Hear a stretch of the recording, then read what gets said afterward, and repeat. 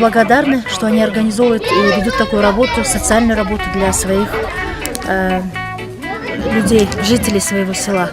И посредством этого мы тоже, наша компания Молблак-Финанс оказала такую помощь, как предоставление им канцелярских товаров для обучения.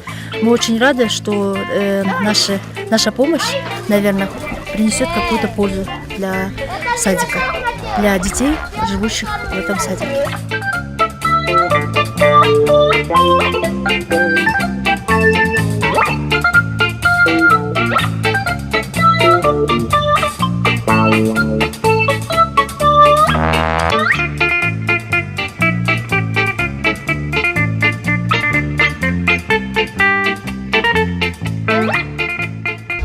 Комитет при Таштубинском Айлюкмату открыл детсад с понедельника этого месяца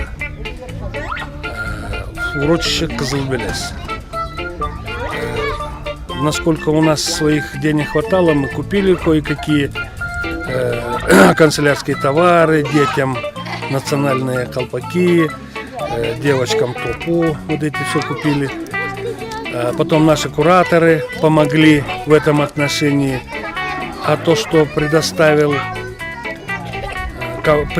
компания Мелбулак, мы не ожидали, просто-напросто. Очень богато, очень много. До этого мы слышали про компанию, что она помогала именно микрокредитами фермерам, чабанам, крестьянским хозяйствам. Но что вы еще и зацепили обучение наших детей, именно Надежда, это я очень благодарен в этом отношении. А то, что вы преподнесли нам, это все ожидания наши.